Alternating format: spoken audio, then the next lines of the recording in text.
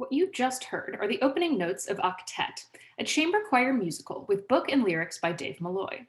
For about the next 10 minutes, I'm going to walk you through the delicately crafted posthuman dramaturgy of the piece and its demonstration of the way in which even that which we have deemed anti or atechnological is, in fact, still implicated in the posthuman dramaturgical frame. Malloy's Octet, first produced at New York's Signature Theater in 2019, centers around a support group for internet addicts. Malloy, best known for his adaptation of Tolstoy's War and Peace, is no stranger to tackling complex premises within the medium of musical theater. He lists dozens of influences for his work, from Netflix's Black Mirror to Alcoholics Anonymous to Candy Crush to Donna Haraway. The piece follows 8 characters in the support group as they explore their respective struggles with internet dating, online gaming, cancel culture, incels, and more. Now, before going on, let me define what a chamber choir is and why its invocation in octet is key in establishing a false sense of the analog within the piece. A chamber choir traditionally describes a small group of singers. Various definitions I checked offered ranges from 6 to 40 voices, performing classical music, usually sans accompaniment. Octet is specifically billed as a chamber choir musical, which affects the expectations of the audience, namely that the piece will carry some of the weight of the classical genre and that the music will be exclusively produced by the human voice. Why is this important? Well, even within the genre of classical choral music, the myth of the analog is a subject of contemporary discussion. Musicologist Lawrence Kramer writes about the relevance of posthumanism in classical music, saying, "Classical music has historically been addressed to a technologically unbound man, yet it has always depended on technology. Musical instruments are machines, and machines whose design helps shape the kinds of music that can be made with them. Even a trained voice is a kind of machine." Likewise, Octet uses the expectations of the chamber choral genre, coupled with the musical setting in an internet addiction support group, to lull the audience into a sense that the musical stands thematically opposed to the internet and its trappings. However, as Kramer writes, the genre has never been as divorced from technology as it has made itself out to be. Within the dramaturgy of Octet, I have identified 2 primary posthuman claims: that the human is one with technology, and that the internet is one with the human. First, let me elaborate on the human as technological. As stated before, the implication that the piece is entirely sung and performed without technological aid is central to its concept.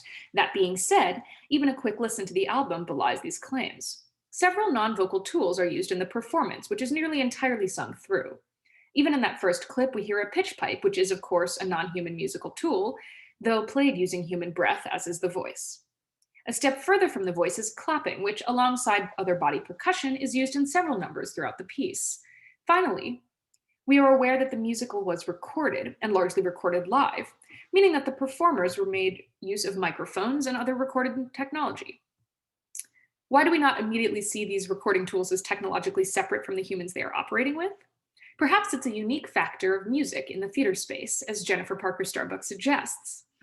In a description of a different piece of music-infused theater, 2020 Blake, by multimedia artist George Coates, Parker Starbuck writes, "The oral tendrils weaving through the dense technological mise-en-scène construct a visceral triangulation between actors, technologies, and audience within the performance environment." The same description could have been written for Octet. Take a listen to this short clip from the song The Field. Beyond, beyond, beyond, beyond, beyond, beyond, beyond, beyond, beyond, there is a field. I will meet you beyond, beyond, beyond. Now, a lot can be said about that laugh around 2 minutes and 18 seconds into the song. The finale of the show, The Field, is the group's conclusion to their meeting, following a moment of intense catharsis. By leaving that laugh in the recording, Malloy and his creative team are communicating several things: that the voices are human, that the recording is live, and that the recording technology is as present in the making of this piece as the recorded voices.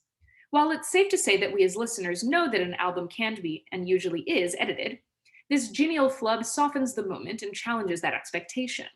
We hear this among other moments of laughter and other reactions from the cast and audience, and must hold the knowledge that the album and thereby the musical is both recorded and live, edited and unedited, technological and human. As Parker Starbuck describes, we are called upon to understand that the piece itself exists in the triangulation between the actors, technologies, and audience. Next, I will talk about the posthumanism in Octet's implication that the internet and human are merged. Take a look at this diagram, which depicts the literal web that makes up the internet. Countless data points are bounced back and forth between servers, condensing information into code and back again. The internet is not embodied in this singular entity, but in the webs of communication that connect these servers, and all of our internet-connected devices, to one another. The same can perhaps be said of choral music. Disparate voices joined together to create something larger than the sum of its parts, sound waves coming together in shared space and returning, transformed, to the ears of the listeners. Take a listen to this clip in Actually, a song about a man addicted to internet conspiracy theories. Gotta stay vigilant. Everyone thinks they're so top tier. No one sees the fragmentation in themselves. No one sees the fragmentation in themselves, he sings, compelling his support group mates and the audience to recognize the fractalated internet in their own self. Other points of this song feature a chorus in harmony to symbolize a kind of multi-voice for the internet, heightening the concept that the internet, like choral music, is comprised of multiple fragments becoming a whole. Listen to another example of this multi-voice from Little God, a number about a scientist who may or may not encounter a deity through his devices. Weird. There's a sort of crystal ringing in the 22,000 hertz range, a sort of tinny electric crackle. It gets me curious, so I export the file, isolate the frequency, pitch shift it, slow it down, and when I do all that, it resolves into the sound of a hushed, new age voice saying, Hello, Marvin. I think this is God. In this song, the multi-voice of the chorus voicing the little god symbolizes an almost ultimate version of the collective consciousness that the internet manifests as. Catherine Hales writes of this phenomenon, describing the posthuman condition as an I transformed into the we of autonomous agents operating together to make a self. Taking this metaphor a step further, we can see the conflation of the human and the internet even in the number of voices Malloy brought into his piece. Computer information is largely communicated in binary, ones and zeros, which are in turn calculated in bits, a single one or zero, and bytes, a sequence of 8 ones and zeros. Listen to the following clip from Fugue State, which sings the exponential mathematics of binary. 2, 4, 8, 16, 32, 64, 128, 256, 5, 12, 10, 24, 2048, 4000. There are, of course, 8 voices in Octet, perhaps suggesting that each character or performer is a small unit of information, a bit which, combined, creates something communicable, a bite of a story, so to speak. So what do I hope you might take away from this presentation? Octet's debut earned rave reviews, a critical and commercial success that sold out its extended run. As theater scholars and theater makers, I think we can appreciate and learn from Malloy's deft use of this deeply human art form to convey posthuman ideas.